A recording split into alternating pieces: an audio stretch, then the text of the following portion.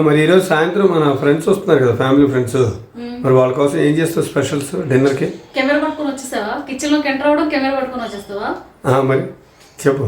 స్పెషల్గా రెస్టారెంట్ స్టైల్లో మంచి హెల్తీగా రిచ్గా ఉండే ఒక కర్రీ కనిపెట్టానబ్బా. అదేంటి అంటే మన హైదరాబాద్ రెస్టారెంట్లో సూపర్గా దొరుకుతుంది అనమాట. ఇక్కడ దొరుకుతుంది మెంతి చామన్, చాలా టేస్టీగా ఉంటుంది. పిల్లలు కూడా లొట్టలు వేసుకుంటూ తినేస్తారు అనమాట. ఇప్పుడు ఆ కర్రీ తయారు చేస్తున్నాను. ఫ్రెండ్స్ కూడా బాగా ఎంజాయ్ చేస్తారు. ఇంకా అది ఎలా తయారు చేయాలో ఎంతగా కిచెన్లోనే ఉన్నారుగా, కెమెరా పెట్టండి. ఇప్పుడు మనం మెంతి చామన్ తయారు చేస్తున్నాం కదా, దానికోసం అని చెప్పి నేను చిన్న కప్పు జీడిపప్పులు నానబెట్టుకున్నాను అనమాట. ఒక హాఫ్ అన్ అవర్ నానబెట్టుకున్నాను. దీన్ని మనం మంచి ఫైన్ పేస్ట్ తయారు చేసుకోవాలి. మిక్సీలో వేసుకుందాము. మనం జీడిపప్పుని ఇంత మంచి పేస్ట్ తయారు చేసుకోవాలన్నమాట. దీన్ని ఇప్పుడు పక్కన పెట్టేసుకుందాం. పక్కన పెట్టేసుకొని స్టవ్ ఆన్ చేసేసి ఒక కడాయి పెట్టేసుకుని దీంట్లో ఆయిల్ వేసుకుందాము. దీనికి కొంచెం ఆయిల్ ఎక్కువ పడుతుందండి, అప్పుడే టేస్టీగా మనకి రెస్టారెంట్ స్టైల్ వస్తుందన్నమాట.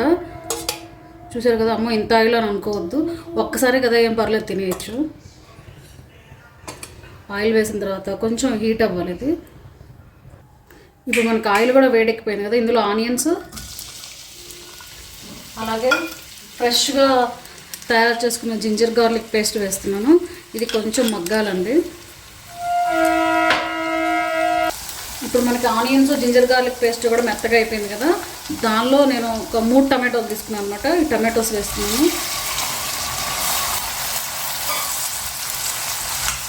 వీటి కూడా బాగా కలిపేస్తున్నాను.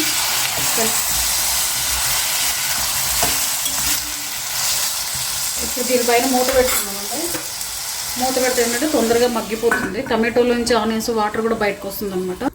ఇప్పుడు మనకి ఇది కూర ఎంతవరకు వచ్చిందో చూద్దామండి. టమాటో ఆనియన్ మగ్గిందేమో, సూపర్గా మగ్గింది. చూసారా, నేను సాల్ట్ కూడా ఏమీ వేయలేదండి ఇందులో, బాగా మగ్గిపోయింది.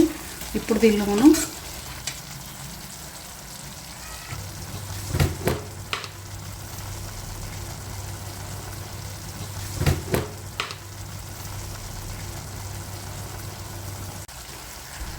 మెంతికూర వేసాను, అలాగే ముందుగా కట్ చేసి పెట్టుకున్న కాజు పేస్ట్ కూడా వేసానండి ఇందులో. తర్వాత దీంట్లో మనం సాల్ట్,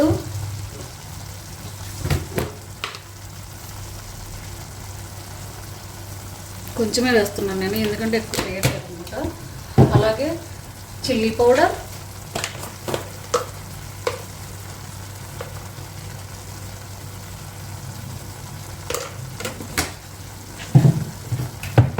ధనియాల పౌడరు,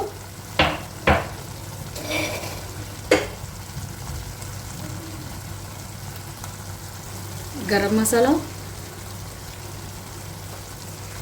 ఇవన్నీ వేసిన తర్వాత ఒకసారి తిప్పుకోవాలి. దీన్ని స్లో ఫ్లేమ్ పెట్టుకోవాలండి, ఎందుకంటే కాజు పేస్ట్ వేసాం కాబట్టి ఇది అడుగంటుకు పోయే ఛాన్సెస్ ఎక్కువ ఉంటాయి.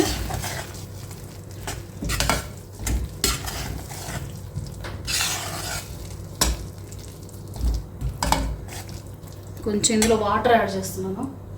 మనం ఎలాగూ కాజు పేస్ట్ తయారు చేసుకుని మిక్సీ ఉంది కదా, దానిలోనే వాటర్ వేసేసాను అనమాట. ఆ వాటర్ వేస్తున్నాను ఇందులో.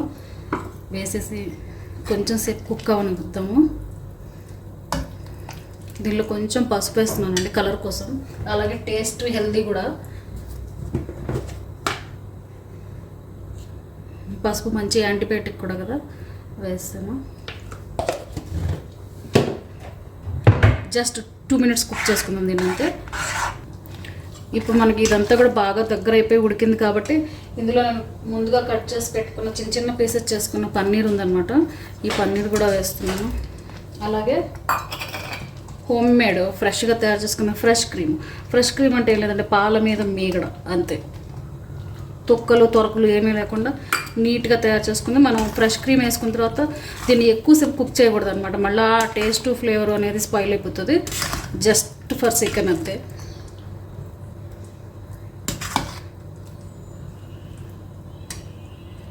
తర్వాత కొంచెం పన్నీర్ని ఇలా తురిమేసుకుంటున్నాను అనమాట. బాగుంటుంది కదా. మీలో ఎంతమందికి ఇష్టం ఉన్న కామెంట్లో చెప్పండి, ఇలా తురిమిన పన్నీరు. తర్వాత దీనిలో లాస్ట్ ఫైనల్ టచ్ ఏంటి అంటే కసూరి మెంతి. కసూరి మెంతి అంటే ఎండిపోయిన మెంతి కూర. ఎండబెట్టేసుకుంటే ఎండిపోతే దాన్ని కసూరి మెంతి అంటారండి, అంతమించలేదు. దీన్ని ఇలా కొంచెం ఇలా చేసేసుకొని దీనిలో వేసేసుకొని స్టవ్ ఆఫ్ చేసేసుకోవడమే అంతే. మన మెంతి చమన్ రెడీ అయిపోయింది కదా. ఇది రోటీ ఆర్ పుల్కాస్ నాన్లకు మాత్రం సూపర్ టేస్టీగా ఉంటుందండి. మీకు కనుక మా వీడియో నచ్చినట్లయితే లైక్ చేయండి, షేర్ చేయండి, కామెంట్ చేయండి. కింద ఉన్న బెల్ ఐకాన్ మాత్రం ప్రెస్ చేయడం మర్చిపోవద్దబ్బా. Please subscribe my channel. Thanks for watching the video.